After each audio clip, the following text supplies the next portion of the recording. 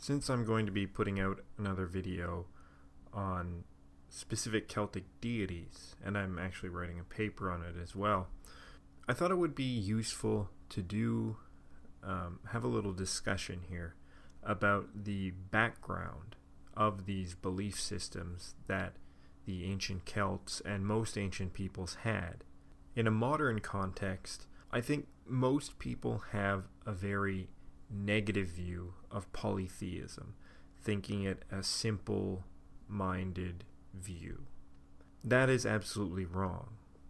And if you want to look at it a different way, you could actually think that monotheism is a more simplistic view. It's a view that tries to reduce the complexity of the world down into one single thing. Whereas polytheism sees a myriad of different forces interacting with each other and creating a kind of balance in the world through that interaction, which can become unbalanced by, various actions of human beings even. But also the natural forces as they play out can unbalance themselves and then eventually come to balance again after a period of chaos. In a monotheistic framework, it's very difficult to conceive of how these different forces play against each other when in fact they're simply reduced to the one eminent being, God. In a polytheistic framework, it makes perfect sense. Now this, expresses itself in the problem of evil in the Christian religion. Where does evil come from? Why does God allow evil to exist? Why does God allow Satan to exist? Or whatever. Not easily answerable under the Christian framework. Scholars have tried, many brilliant people have tried to solve this, and at least to my opinion, they have not done a sufficient job of it. In polytheism, you can still have an originator being, and there almost always is. The general gods do not just self-create themselves, right? They do originate either from the earth or a combination, usually between earth and sky, as these being considered to be eternal elements in themselves, or even one originating source that then produces earth and sky, which then earth and sky, as being the masculine and the feminine together, create all the other deities. So, and it's very reflective of what we see in nature, and it balances.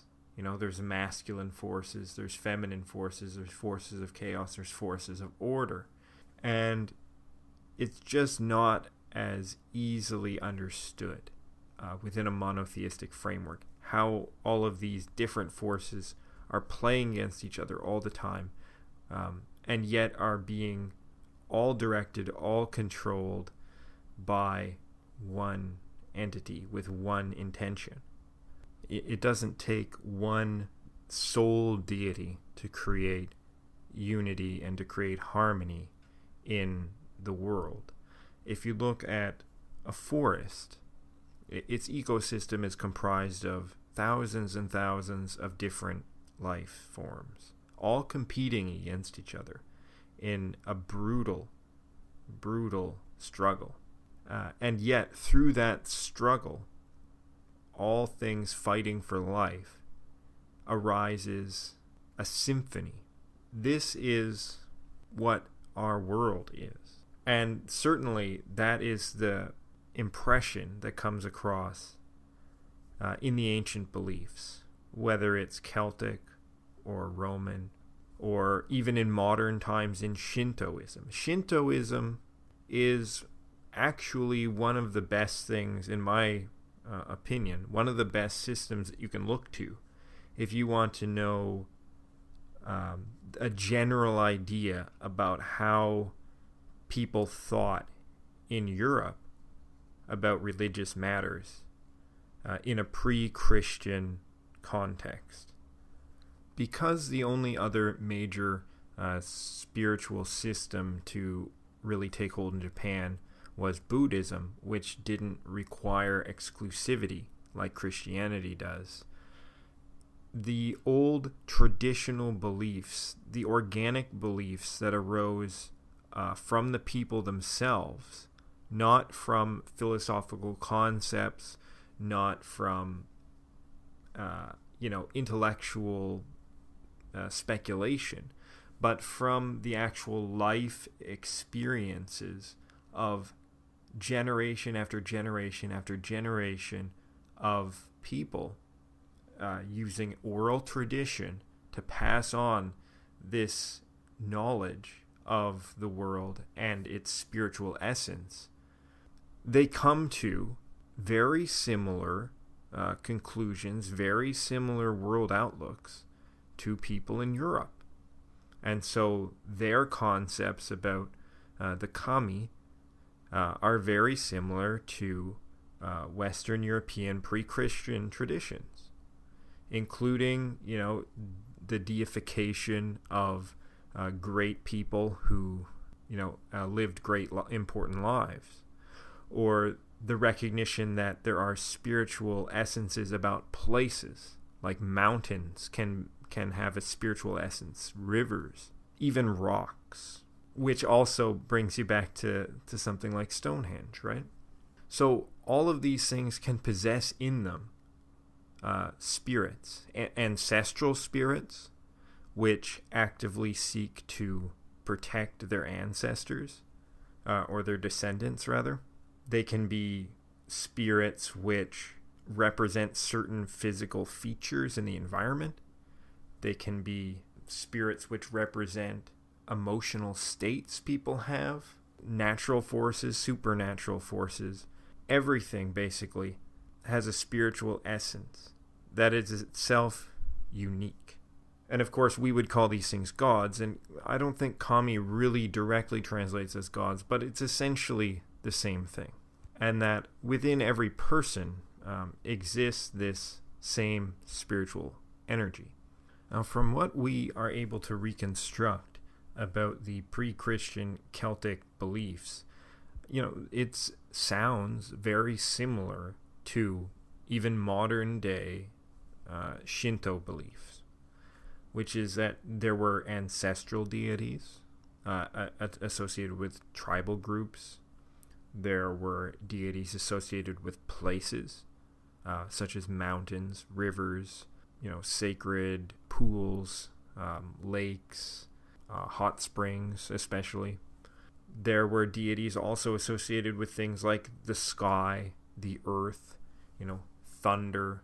Now, I've heard it said before that the reason that monotheism became popular is because it was a kind of expression of the political realities that were forming at the time, such as, the rise of the Roman Empire and the importance of a single individual as the head of state. And people took that concept and extrapolated that into there has to be a single ruler of the universe. I don't know if that's true, but what does seem to be true is that there was a dramatic shift from focusing on the observations of nature and how that expresses the divine into observations of philosophical abstract concepts and promoting those abstract concepts, basically the musings of intellectuals, and creating a concept of the divine out of those ideas, not physical worldly observations, not generation upon generation of experience with these things, but simply musings of an intellectual. And those musings could be extremely insightful in some cases, but they lack a kind of organic connection with the world. They're lofty notions that are put out there with no direct connection. This is what was frustrating when I read that book, Pagans, The End of Traditional Religion, The Rise of Christianity. When I read that, and the author's complete lack of or willingness to engage in the actual thought processes which led to the establishment of the traditional spiritual beliefs. Completely ignores these things. Well, what is a more accurate reflection of reality? Thousands of years of learning and tradition, or some guy's musing over maybe 20 years. I don't care if you're the smartest person in the world.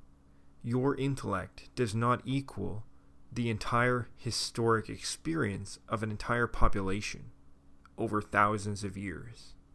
And this brings us back to the whole, the problem of the leftist ideology in today's world. Not to be too political, but the leftist narrative is that they know better than all tradition of all time, and that they can solve all the world's problems because they are very smart, and everyone else throughout all of human history has been very dumb.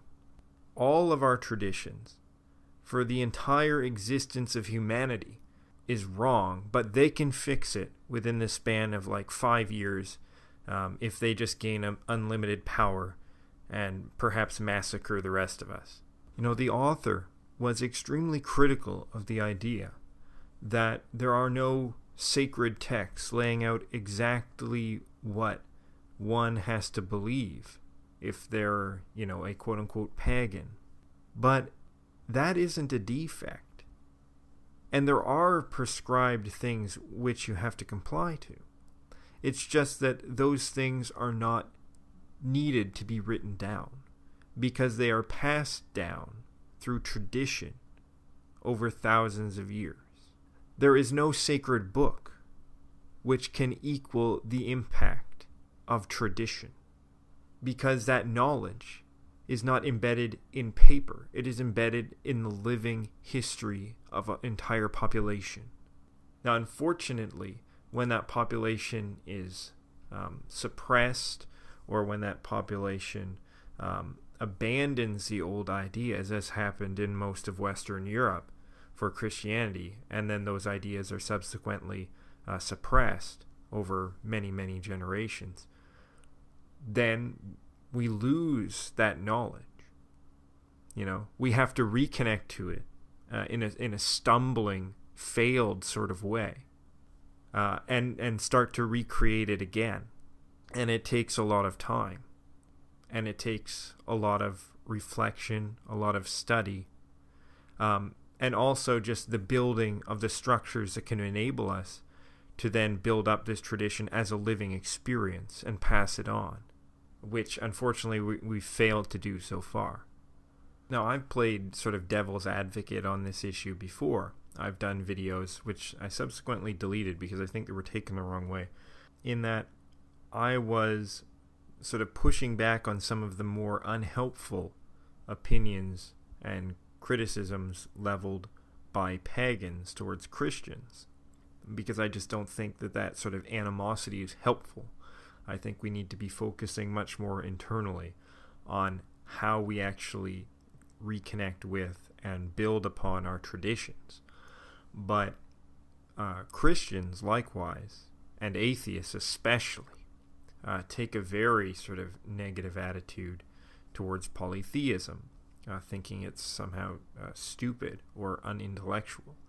And because it's built on tradition and oral tradition largely, is that somehow that makes it less worthy or less true because it wasn't written in a book. That makes it more true. Anyone can write a book, and anyone can write anything in that book. The Bible, is not literal truth. It might express some certain fundamental truths about the way that people operate in the world, and certain philosophical concepts and how they operate within the human environment. But it is not literal truth. People just wrote down parts of their oral tradition, but that doesn't make that book more true than anyone else's traditions. And just like Celtic beliefs could coexist with Roman beliefs, because fundamentally they agreed that there were many different forces at work in the world, and we might attach certain names to them. But we understand that they are representing something larger than ourselves, and that these forces really do exist. Okay, this was not simply ceremony.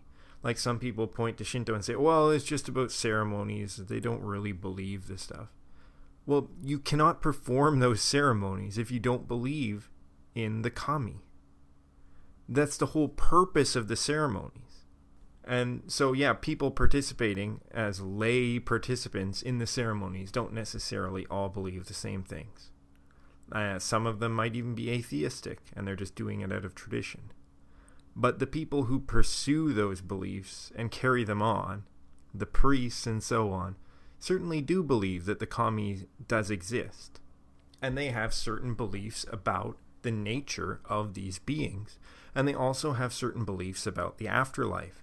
And in Shinto, the afterlife looks an awful lot like the traditional Greek afterlife. Now, from what we know about Celtic tradition, it was not the same sort of thing. There's arguments about whether they believed in transmigration. I don't think that they believed in transmigration as such. It wasn't that you were reincarnated directly into another human form or another animal form. It seems to be, in my opinion, I could be wrong, it seems more like you pass into the other world, and from the other world, you may also be able to pass back into the human world or our world. So it could be a kind of reincarnation, or that could just be a completely false representation. It could be that, references to, like Taliesin is talking about, I was a fish, I was a eagle, etc. He all he's talking about is either some sort of magic, or he's talking about, because we know the polymorphism magic in Celtic tradition is very strong. It's all over the place. But he could also simply be talking about how he pictured himself in a mental state as these creatures, trying to get inside to understand them or something like that. So we can't always take literal interpretations of poetry, okay? Things can be a little bit more complex to understand, especially in bardic poetry, where they're intentionally trying to be obscure.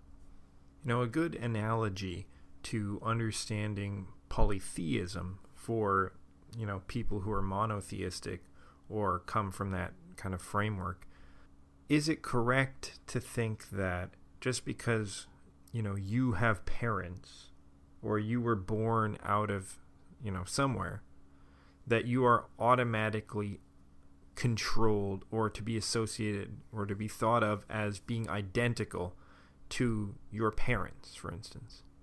But that's kind of like the framework within the Christian tradition, is, maybe there's all these other kind of like spiritual entities, like angels and demons and all that stuff. But God is the only kind of God, the source of being. Therefore, none of these other entities have their own power or their own existence. They're all only operating under God's will, or at the mercy of God, which, reverts back to, okay, why does God allow demons, or even why does God create demons and then sets them to work? Because if everything's under God's power. Now, in a polytheistic framework, it's okay that you may come from, two sources. You may come from earth and sky. And they might have an ultimate originator, like the time egg or something like this, the aether. They might originate from one ultimate source. But you cannot simply reduce those things to that source. I am not the equivalent of my heart or my liver. I operate on a completely different level. All of these independent functions cannot be reduced down to each other. So a child is not the automaton of a parent. Yes, we spring life in them. We create a child. But that child then, from that point on, is not under our direct power. They have their own spirit, their own life force, and are able to do with it what they will. And such you can see the same in the gods. So polytheism is not less complex. It is perhaps more complex and more accurately reflects the actual situation of the world. There may be one ultimate source in the universe. That doesn't mean we're all reducible to that thing and under its direct power. We manifest our own power, and so do all these other forces. They're not reducible to each other. One reason it's difficult for modern people to conceptualize this, I think, is just because they're so embedded in the modern scientific method and way of conceptualizing the world. And, I think we need to step back a little bit from that and say, well, maybe the ancients didn't understand the world in the same way as we do, but maybe they had a lot more things right than we do in terms of how structures in society work, how the world operates on a very symbolic level, in a harmonic level. Because we've been engaging in this scientific method for, a few hundred years, and those past few hundred years, we expanded life expectancy on average, maybe by 20, 30 years for some people. It's not that people in the ancient world couldn't live very long lives. Many of them lived longer than the average person now. But infant mortality was a problem. Once we got past infant mortality, we have nothing over the ancient world. And if you want to be really brutal about it, infant mortality itself played a crucial role in the balancing of humanity with nature. And now that we have, through our technological means, somewhat overcome that, we see this population explosion, which is detrimental to the future of our world. It puts an enormous strain on our resources. It crowds us into ever-increasing cities. It has all sorts of social ramifications as well as environmental ramifications. And, it further destabilizes us. And I am a parent, right, of 2 young children. So I know about, the fears of a parent, of losing their child. My son was in a very sick, critical condition before due to pneumonia. So, and he had to be hospitalized for a week. So I get it. But we also do have to realize the impact that this has had, a negative overall impact in unbalancing us. And the last few hundred years have been catastrophic for humanity, for our cultures,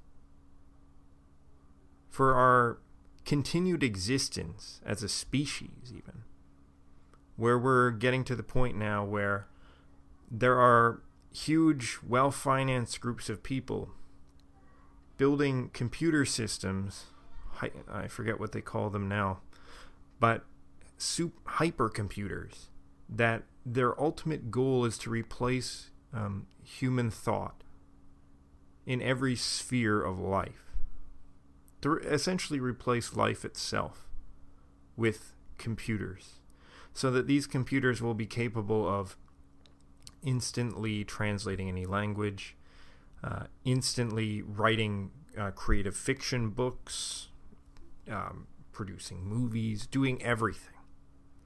So all you intellectuals out there that think that your jobs are safe, it's only these factory people that are going to be replaced, just wait 100 years.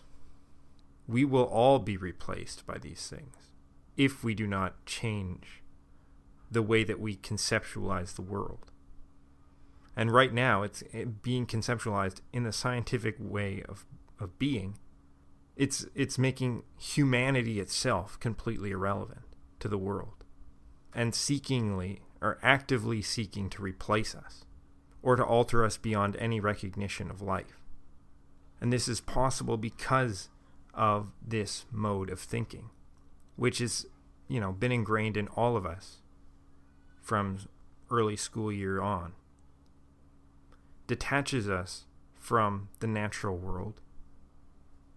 In some ways, I don't like the word pagan, but in other ways, I actually really love it because it's accurate in a way. It was originally a slur, of course, by the Christians who thought that they were so great, so intellectual, so urban, that all the people who didn't want to accept their views were country folk, simple country bumpkins living out in the woods somewhere, or farmers. So that's why they called them pagans, country people. And in a way, that is the mentality that we need to have. Not only to understand how the ancients thought, but also to understand what's going on in the world today and how we can actually change it for the better, so that we don't replace ourselves with supercomputers, or we don't make everyone some sort of weird non-sexual robot humanoid figure. And to do that, we need to really to grasp onto our traditions and a spiritual representation of the world, which is more accurate and more real, and I mean that in every sense, more real than the current framework. One of the reasons I don't really care for Stephen MacLean, the Asatru leading figure, or at least leading figure of part of the movement, is because I think he's unwilling to abandon this modernist ideology. And it's something that I see with a lot of these so-called alt-right people, is that they are wedded to this modern ideology just as much or even more so than the left. They want to create some sort of weird super hypercomputer utopia as well. They just think that they can do it better. From my perspective, I think that this stuff is extremely anti-human, anti-nature, sacrilegious, evil. And if we don't get away from this, it's going to ultimately destroy us and maybe the entire world. That might be a bit hyperbolic, but that's how I feel sometimes, especially when, the news every day is people tearing down statues of our ancestors because, they said the wrong thing at some point. Anyway, to get myself back on track, I do think that people just generally don't understand polytheism and how it actually makes sense in a philosophical framework, and how it expresses a more organic truth than the sort of intellectual or spiritual musings of people who created religions. And this is consequently why the Romans, for the most part, tolerated other religious traditions, except for the Druids for political reasons, which I'll discuss in another video. But they did not like Christianity or other things that they called cults, because they said it was right and proper for people to worship the gods of their ancestors, to follow their own traditions. So they even, for that reason, they allowed Judaism, even though Judaism contradicted basically all of Roman beliefs. They allowed Judaism to exist because it was the traditional spiritual views of the Jews. But they attacked Christians because it was an innovation. It was not following tradition. It was not, therefore, a real religion.